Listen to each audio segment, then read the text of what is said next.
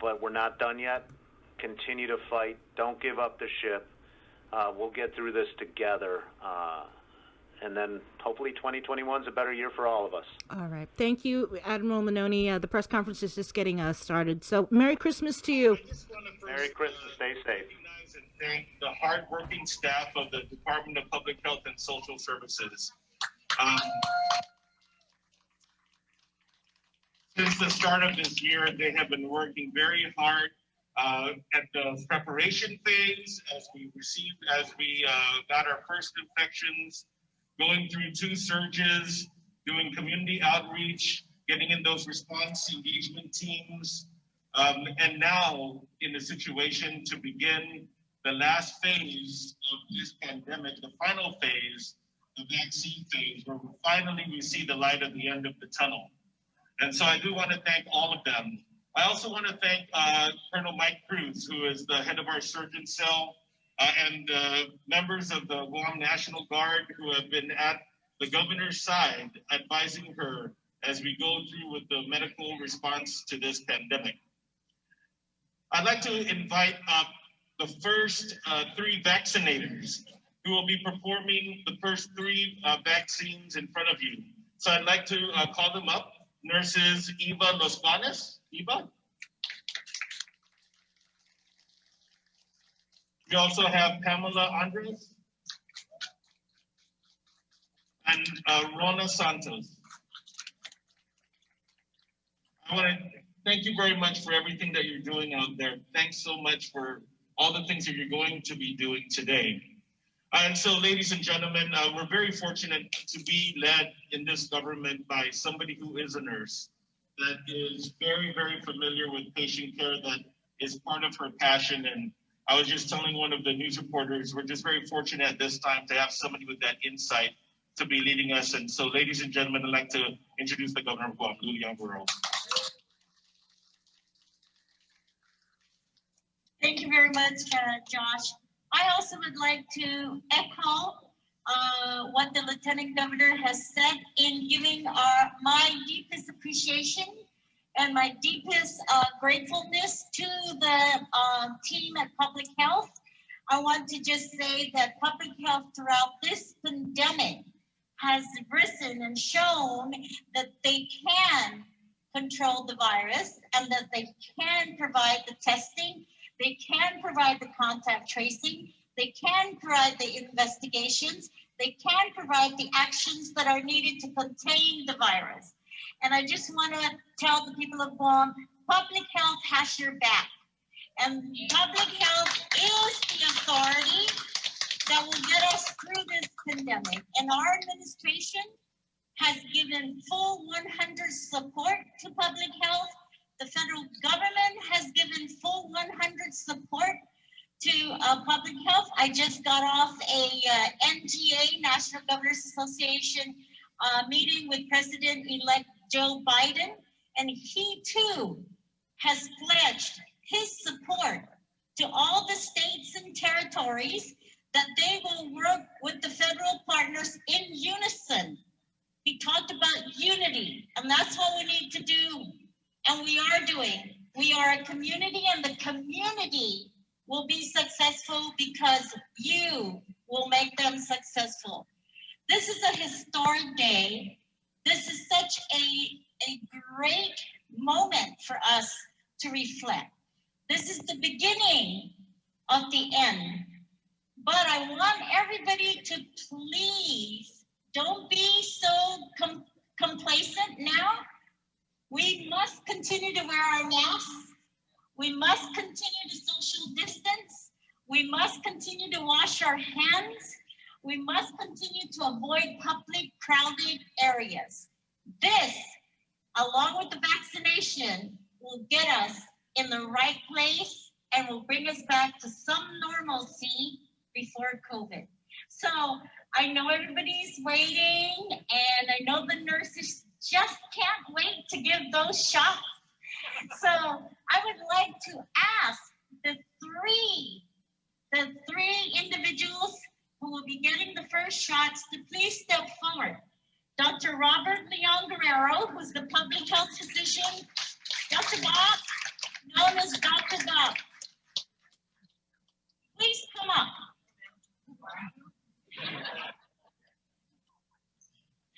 Zinnia Pacina, who is the nurse in charge. And the amazing Art San Agustin.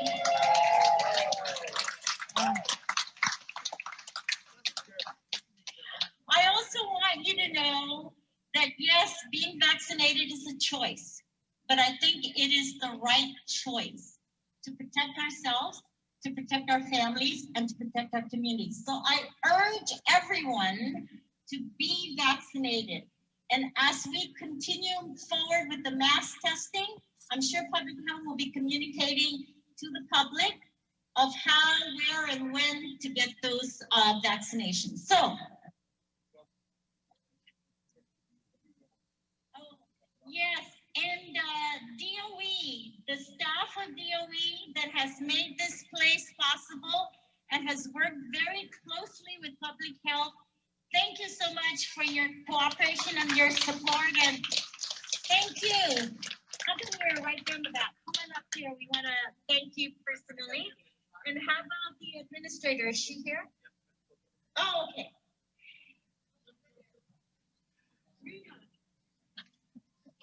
Is she coming? I just want to say that, again, this is a community effort. And as you know, GMH will also be another site to vaccinate our healthcare workers. And also GRMC will be another site to vaccinate our healthcare workers. And the guideline says our first line healthcare workers, responders, law enforcement will be the first. And then of course, those individuals that are in long-term care, and then essential workers, and then those 65 and over with comorbidities. So, oh, okay. So why don't we go ahead and step up? Oh, Rita, Miss Rita Flores, who is the administrator of Okadu. And we just want to personally,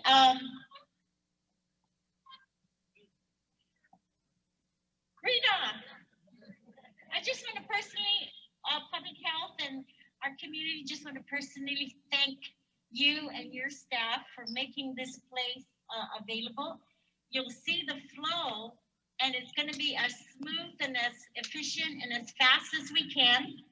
The people here will be coming through the stations, vaccination, and then there's a place over there for observation, because after you get vaccinated, we need to observe you for 20 minutes. So Rita, thank you for the space. Thank you. All right. The first person is going to be, let's get the doctor first. All at the same time. Okay. Oh, they're going to be sitting while you guys give it.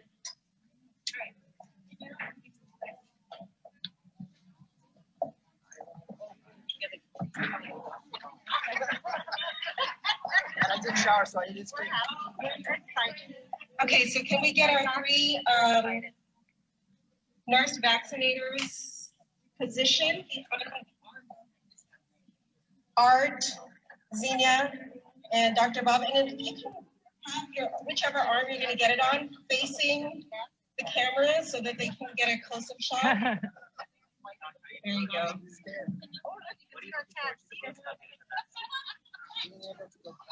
Show that tan line.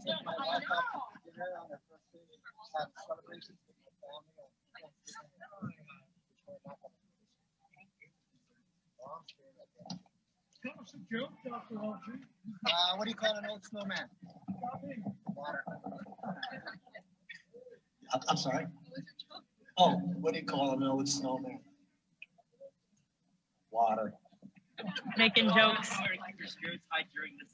Every day. Every day. It's such a depressing thing. You need to keep the spirits up yourself and your staff around. So I think I'll tell a joke or two every day. What is the feeling that you can tell others who are looking forward or still on the fence about getting this? If you want to go back to where you can hug relatives, you want to be able to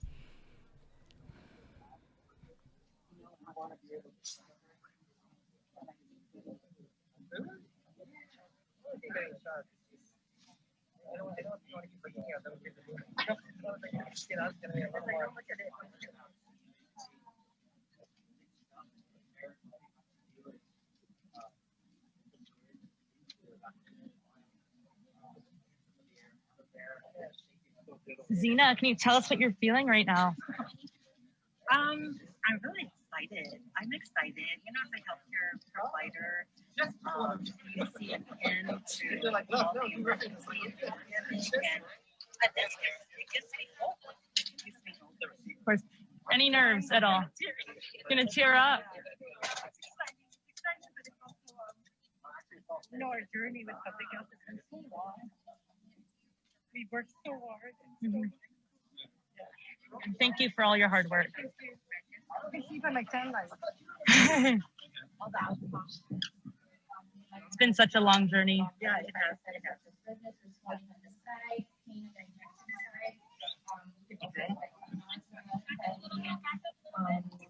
Sorry. So what we really want to launch our first day, after I give you the shot, we're going to monitor you for at least 15 to 30 minutes so that we make sure that you're allergic reaction. If you feel anything different, looks like something out of the ordinary, please let us know. And even nurses or doctors know when you want to send to you. Okay? Yes, ma'am. Which patient is shaking the most? Inside. We're gonna do a countdown so that we all inject it at the same time. So let me know when all 3 vaccinators are ready to inject it. I want to make sure you guys are ready. Okay, are you guys ready? Okay, I'm gonna count from 5 down to 1, okay? 5, 4, 3, 2, 1.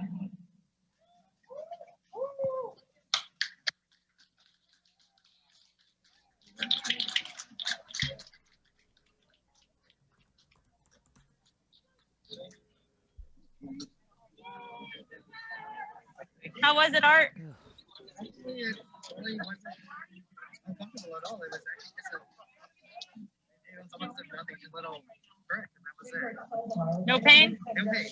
No pain. And what's it like? It's been such a long journey for yourself and all of public health to actually be at this point receiving the vaccine. This is a great point. That is the Lieutenant Governor stated earlier. This is really the beginning to the end, and Lieutenant Governor the light at the end of the tunnel. So we are definitely very vaccine in our arsenal in response to COVID-19, and this is only the beginning. So I'm very encouraged in terms of long health. Our response to COVID-19. So thank you. Thank you. Are you feeling anything right now? Not at all. Just pure happiness. yeah. Yes. Yeah. Tears of joy. Yes. I want to be able to hug my children and my mom, and not have to worry about bringing anything home as a frontliner. So this is really exciting. And Zena, we know that you were involved with mass testing, so you were there throughout all this process, and to be here at this point, receiving the first vaccine, and quite possibly also when we go to mass vaccinations. How are you? So we started back in March, and it was such a gloomy day. I will not forget the first day that they called us in, and we thought, oh my God, this is the end of the world. It's the end of the world. And then we thought, well, maybe it's just going to be a couple of months. So here we are, 9 months out, and we're still doing mass testing. We're still in a state of emergency, and they talk about COVID fatigue, and we're all there. So vaccination gives us hope. It gives hope for everybody. And I'm really excited.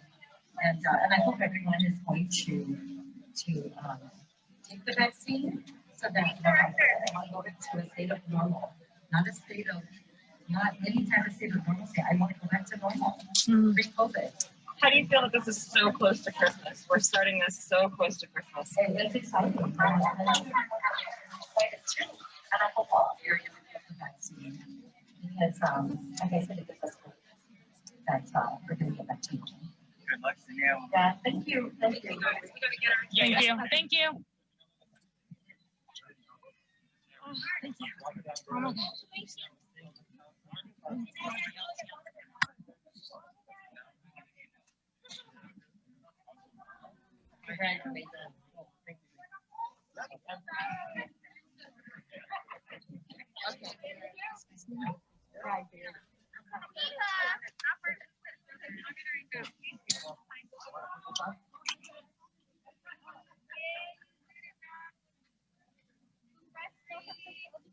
Thank you. Congratulations. No, it's okay. So, It's okay. Dr. Bob, you were talking about how nervous you were for the shot. So how did it feel? What's your reaction? Was it painful? I expected a lot more pain. It was, like a little pinch, like the other vaccinations that I have gotten.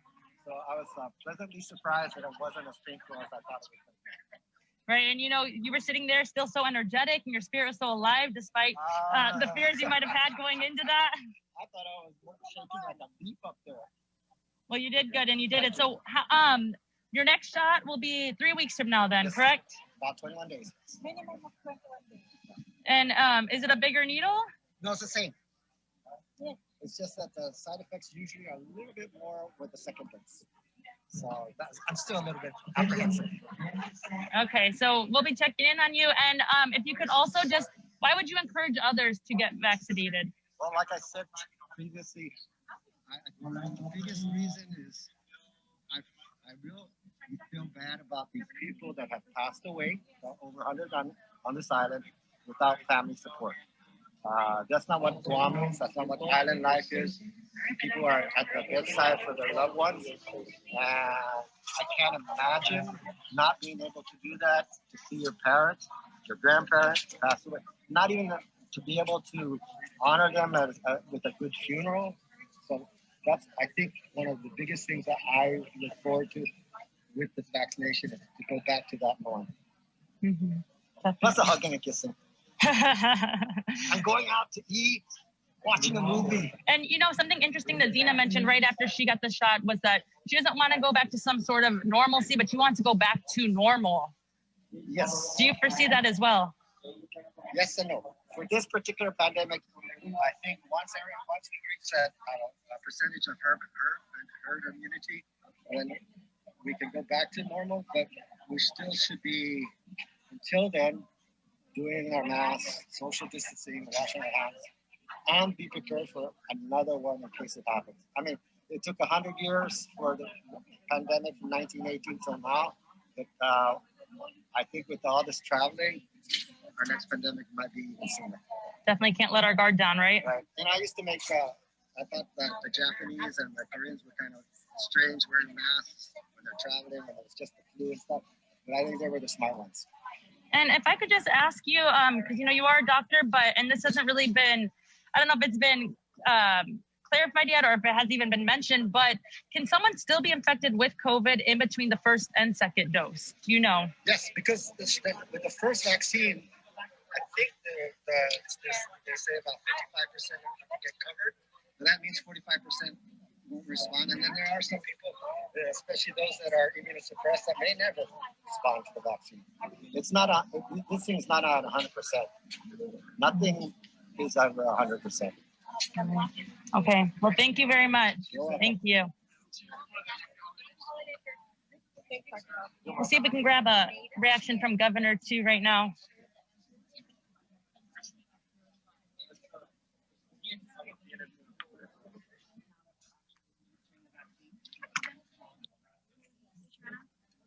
Sir, what do you need? Oh, we have the rest waiting over here. Okay.